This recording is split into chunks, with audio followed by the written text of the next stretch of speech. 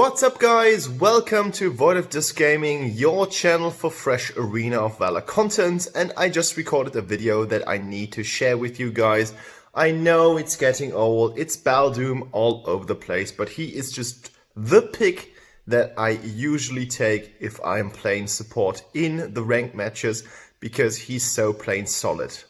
He's just one of the best supports, you can always rely on him, and I just wanted to show you what I have done in the Diamond 5, and here comes a fresh video with your Centaur Baldum in his very best state. If you haven't subscribed to the channel yet, now's your chance to do so. Just hit the notification bell, then you get informed about every video that I upload. And if you like the video, a thumb would highly be appreciated, and it should point upwards. If you've got something to say about the video, feel free to use the comment section, and now it's time to start the gameplay. Alright, so here's the build, and I make it as quick as possible. You've got a support item, always adjust that to your enemy composition. Here I've got the tight cordless marking, but in the video you're gonna see that I take the shield item because it's just a little bit more useful against the butterfly we're playing against. Taking the gilded greaves for the crowd control reduction. Aegis is always up first. One of the most important items. I've got two things against all that kind of mage stuff that's flowing around. Kira, Dirac, Pain, you name it. It's quite important that you are shielding yourself against those pesky idiots. And I've got a Mail of Pain because you want to retaliate every single point of impact that you get from all these AD carries. Arcana-wise, I'm using my so-called AD tank build. I'm going with 10 times Indomitable, armor, max HP, that's the stuff that we're looking for. Benevolence, HP, movement speed, and some HP regeneration. And I've got some skewer because I want to have some kills. Yes, it's discussable, but it just works so well for me, so I won't do that otherwise. Enchantment wise, we're going with a full utility / sustain build. Therefore we've got the River Treader giving us the stuff that River Treader offers. We've got Nature's Gift, that's giving us some HP. More HP is just better. And we're going with Nature's Rage because we've got a lot of control abilities, which means that we're going to deal more damage by using these. And in the second tree, the Lockheim tree, we've got Devourer for the HP and mana regeneration that you can see here in the build. And I'm using the Bone Cutter because it gives us another 10% resistance. And resistance means that the crowd control effects that are applied on you will be 10% less long. That means that you can stack them with your Gilded Greaves and you will have 40-something-ish percent. And that means that every crowd control effect that's applied on you will not last as long as it should, and therefore you're able to roam even more freely. Build, and now game. So guys, after a quick ban and pick phase, we are up here with Baldum and Tankyness on the solo lane. Enemy team composition was a little bit weird as they're having two mages, and Flash as well as Isha are not the preferred ones that you want to see as a support, but that's just in our favor. We don't want to talk them into something else, and you cannot talk with the enemy, so it doesn't really matter. We've got Valheim as an enemy. Good thing is Valheim's range isn't that long, which means that we can throw him a little bit more often, and as you can see, I'm using my first ability here, the throw, and then I'm going up with the second ability that I'm gonna max at first because that is your main source of damage. And I know you're a support, but you want to help your AD carry to get some nice damage into enemy bodies, because it just means that you are going to inflict more damage and highly likely more kills on the enemy. Therefore we are maxing our ability number 2. Makes sense, right? Doesn't it? So we have one kill. Unfortunately, it was me who killed Valheim. That's a little bit of a problem with Baldum, because with all that strength you got, like you can even play him on the solo lane if you desire to do so, because he has enough health to tank stuff. And on the other hand, you can throw enemies on the solo lane into your tower if they are just risking to go into your tower range a little bit too far. And that means that you can just inflict even more damage on them. So Baldum is quite versatile. He can be played on the support as well as the solo lane. You can even try him in the jungle, which I would not recommend if you're new to the game and new to Baldum. But if you want to make it work, you can even try to play him in the jungle, because he has some nice, a really nice introduction if you want to see him. So as you can see, flash is already quite low, putting stuff in here, and that is sad because Butterfly just waited for the moment. She was a little bit too fast activating all of her abilities, and we made a big mistake here, just overextending a little bit too much. Therefore it's called overextending, and we both got killed in this very event here at this point of the game. But don't let yourself be pushed back by something like this. The game is just about to begin, 3 minutes played, so we've got plenty of time to get the game back into the desired outcome. So therefore, always believe in yourself. Necroth just used his orb here. Quite clever strategy, and therefore he was able to kill Emily without a problem. He was super low, as you have seen in the upcoming event, but it doesn't really matter because you just want to kill things, and how you do it, that is not really a question, as long as you do it. Valheim tries to make a play here, but I can defend the tower quite easily. Taking the health regeneration and mana regeneration here. And no, we are up against everything here. Unfortunately, both junglers die in this situation, and I don't know why, but she tries to fight Flash here. Luckily, Tankyness is able to get out. Moving back to the next tower. He even gets a tower shot, but now he has understood that this is not going anywhere. And I'm back on building the Essence of the Wind. As I said, you should always use your support item in the way that it's best fit for the enemy composition. And as they had a lot of single stuff targeting, I just wanted to go in. I kind of miscalculated it here. Like, that was really, really close. I wanted Necroth to get the kill because I just stole a kill at the beginning of the game. So I was like, okay, dude, you should get the kill because we need you to be super powerful. But that could have been another outcome. Flash is not really bothering me here. As I said, like, you're quite tanky.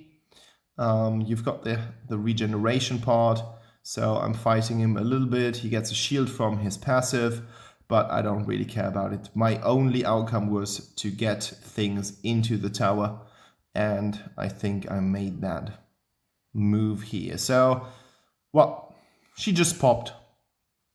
She popped quite easily, and now I'm in a really bad position, so I need to get out, but I can't make it out alive. Tankyness is a little bit too far ahead for my opinion. She could have done otherwise. Luckily, she's able to just step back a little bit and get herself into safety. But as you guys see, we are not playing the best games around the objectives because now they do have another Abyssal Dragon that they can farm. This kind of flank is always really, really open. My team is just surrounding everywhere. As you can see, no one is up top. Now we've got 3 enemies there. I'm trying to go up and save something, but I don't have ult ready. I'm dealing a little bit of damage, but there's nothing that I can do about it. I need to go back now to the next tower. I'm kind of hanging around here, seeing if I'm able to get someone into throwing range.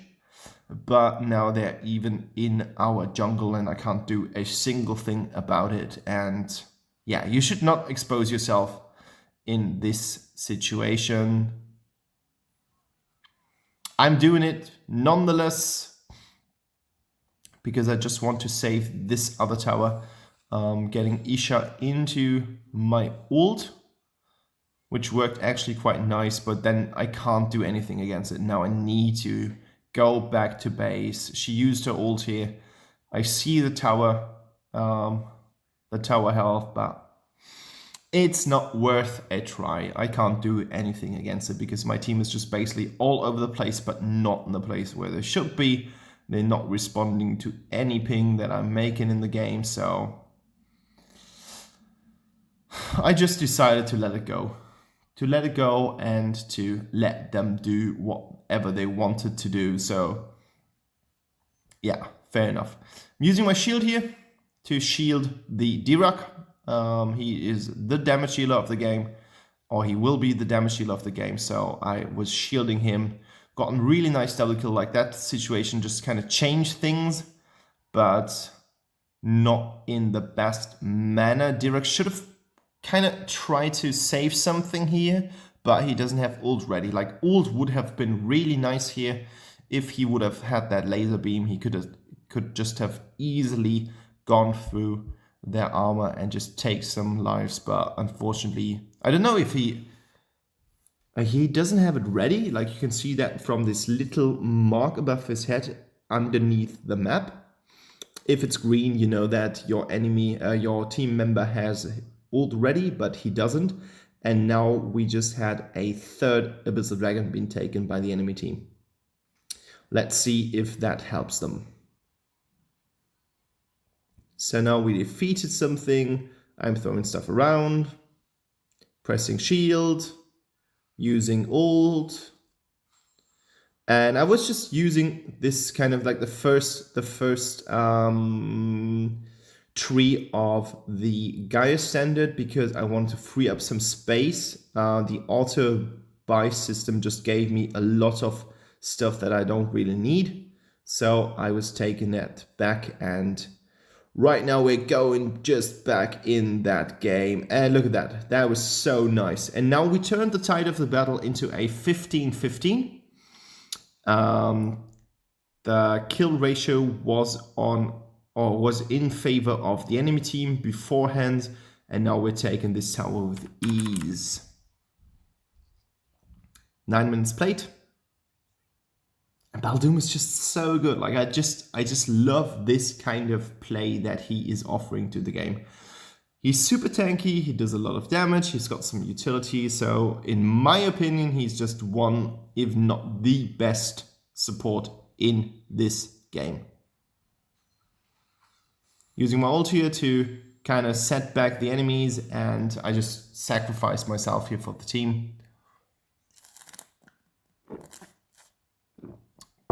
So that D-Rock and Tankyness can get out alive. That's something that you need to do as a support from time to time, because they are just worth more than I am. It's as sad as that. Super sadness. And I'm singing again. I don't know why I'm doing this.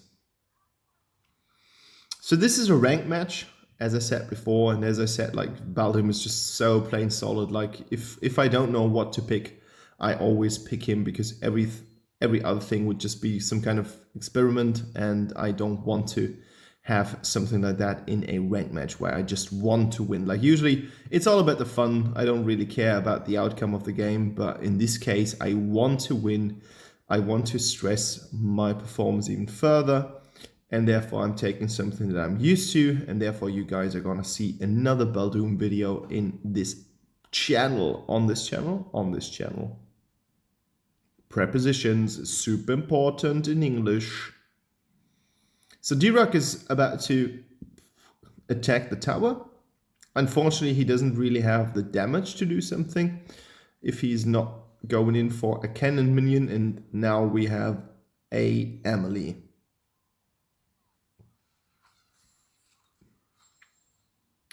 So that was kind of easy-ish. But of course, Flash has just too much damage. I don't really have something against him. I need to build some armor against magic damage, and double kill well deserved. Like, dude, what am I supposed to play? Like, this is just something that happens. I saved D-Rock. He's got some nice items there. Just wanted to give you an overview.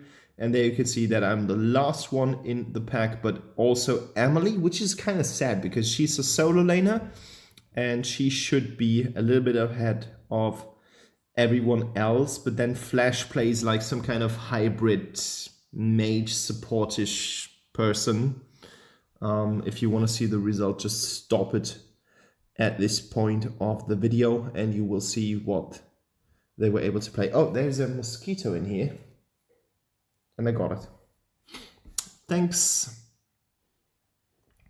So we cleaned everything, and now we are on a 24 versus 20, which is actually quite nice. And this is like the first Abyssal Dragon that we get as a team. Super easy, barely an inconvenience.